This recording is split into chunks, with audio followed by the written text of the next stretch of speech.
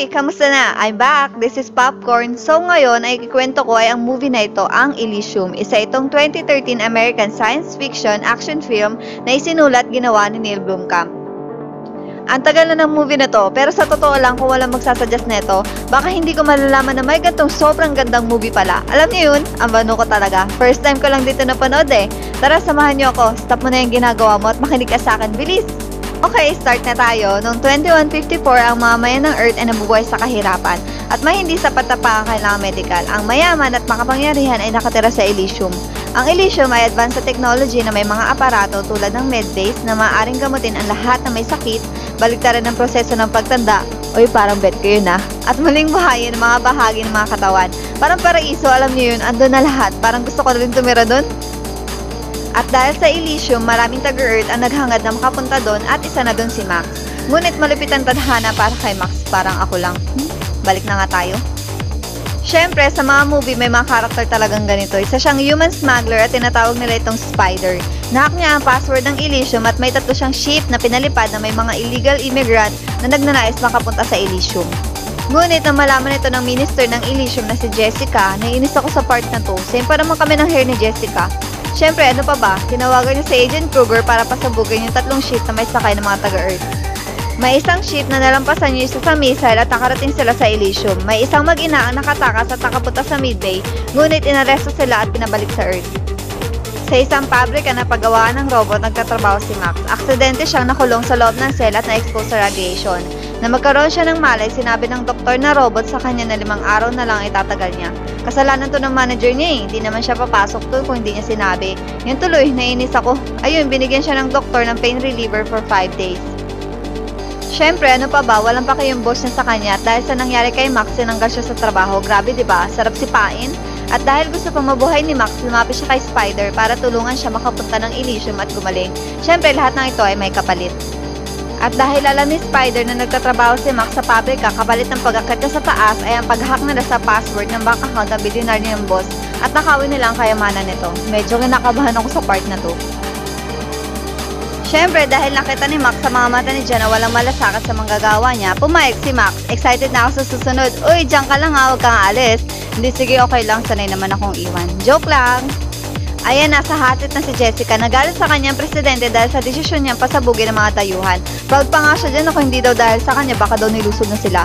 So dito na tayo. Lihim siya na hipagkita kay Jan. Wala silang relasyon, okay. Ni-research ko na.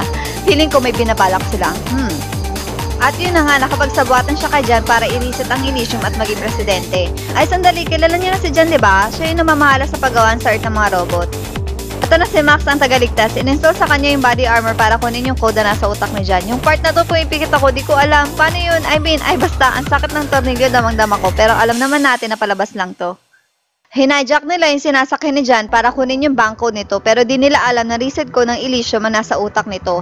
At dahil nakamonitor si Jessica, syempre kinabahan yan. Kasi nakay Jan yung reset code ng Elysium. Sabi sa inyo tinawagan niya si Agent Kruger para tulungan si Jan.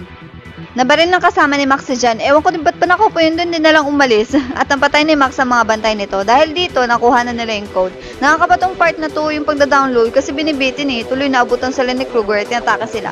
Zaksak siya ni Kruger pero buhay pa naman siya. Dahil muntik na siyang patay ni Kruger, niligtas siya ni Julio. Hindi pa pwedeng mamatay si Max, okay? Pero dahil dito namatay si Julio, nag-iisa niyang kaibigan. Visit? Nakita ito ni Max at syempre nagalit siya. Lumalakas mga bida sa gantong eksena, no? Pinagbabalin niya si Kruger pero dahil may shield dito, ayun, nakakainis, di pa namatay. Pero nakatakas naman si Max. Syempre, nataranta na si Jessica, kaya nataranta na din si Kruger. Nagpalipad ng drone si Kruger para mahanap si Max. Dahil sugatan si Max, pumunta siya sa ospital at doon niya nakita si Freya. Dinala siya ni Prey sa bahay nito para gamutin. Nang magising si Max kinabukasan, sinabi niya kay Prey ang nangyari at hindi siya pwede magtagal doon. Ngunit humiling si Prey kay Max sa dalhin nito sa Elysium dahil yun lang ang paraan para gumaling ang anak din si Matilda dahil masakit itong leukemia at malala na. Hindi rin alam ni Max ang gagawin dahil ang nasa isip nito ay tumakas kaya tinanggihan niya si Prey. Pagkalabas ni Max sa bahay ni Prey, yung drone ni Kruger ay nakita agad siya. Pumasok si Kruger sa bahay ni Prey at tinanong ito. Syempre wala namang alam si Prey pero ayaw maniwala ni Kruger at dinala niya ito bilang hostage. Hindi alam ni Max yun. Pumunta siya sa base ni Spider para sabihin dali na siya sa Elysium. Ngunit nilockdown ni Jessica ang Elysium. Chinek ni Spider kung ano yung data na nakuha ni Max kay Jan. At yun na nga, tada, para sa pagbabago. Reset code ng Elysium yung nakuha nila kay Jan. Yung mukha dito ni Spider, amazing. Siyempre, naisip niya ito na ang paraan para makakyat sila sa Elysium. Sinabi nito ang nasa utak niya ang magliligtas sa kanilang lahat. Pero dahil gulong-gulo si Max, ayaw ito ni Max at tinanggihan niya si Spider. Pero bago umalis si Max, nilagyan siya ni Spider ng pin tracker. Ewan ba dito kay Max, pero yun kasi sabi ng director. At yun na nga, sumuko si Max kay Kruger pero ang kapalit nun ay dadalhin siya sa Elysium para gamutin. Remember, ilang days na lang ay tatagal niya dahil sa radiation. Pagpasok niya sa loob, nakita niya si Prey at si Matilda doon. At na makita niya ito, humingi ng pasensya si Max kay Prey, pero masama ang loob ni Prey sa kanya. At bago sila makarating sa Elysium, inagaw ni Kruger yung bomba kay Max. At nagagulo syempre, medyo napapasigaw na ako sa part na to eh. At yung sumabog sa mukha ni Kruger yung bomba, buti nga sa kanya. At nag-crash yung spaceship nila sa Elysium, niligtas ni Max yung mag-ina at dali-daling tumakbo papasok sa Midbay para magamot na si Matilda. Pero hindi ito gumana kasi hindi sila citizen ng Elysium eh. At yung syempre nakakainis, nahuli si Prey na isa sa tauhan ni Kruger. Ano ba yan? At ito, syempre sa movie may part talaga na may inis ka. Nahuli din si Max, masaya na sa part na to si Jessica eh. Pero dahil kay Prey, bumigla si Max at nakatakas. Nasabi ko bang kababata ni Max si Prey? Baka nakalimutan ko ah.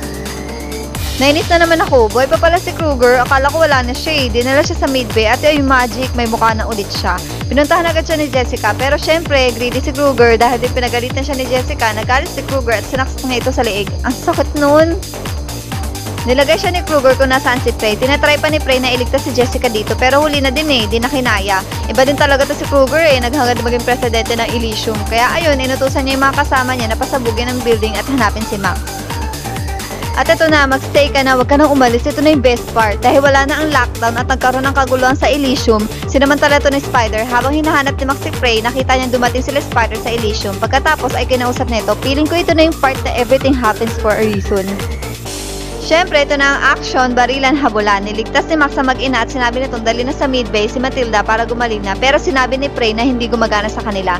Pero sinabi dito ni Max na pagkatiwalaan siya. Naku, maiyak na naman ako nito. Ayan na si Kruger. Alam niyo, naisip ko dito baka mamatay si Max. Pero hindi ko alam saan natuto si Max makapaglaban. Ang galing eh, natalo niya si Kruger. At nakarating na sila sa data transmission room para i-reset ni Spider ang Elysium. Ito na, yung nakakayak na part. Si Jen kasi nakahanda na kapag may kumuha ng reset ko sa kanya at ginamit ito, mamamatay yun. So ayun, alam nyo na, nag-sacrifice si Max. Grabe yung part na to, lalo na yung nagpapaalam siya kay Prey, tapos may paparating pang mga kalaban. At nung nireset na ni Spider ang Elysium, dahil dito ang lahat ng tao sa lugar nila ay naging citizen na ng Elysium. Pati si Spider, hindi siya hinuli ng robot police dahil na-reset din sila at alam nilang citizen ng Elysium si Spider. Gumaling na din si Matilda at nagpadala ng tulong medical ang mga robot ng Elysium sa Earth. Ang galing, goosebumps. Alam niyo yun, tumaas yung balahibo ko. Sabi nga nila, everything happens for a reason. Ano, solve ka ba? See you sa next video. Don't forget to subscribe. Bye!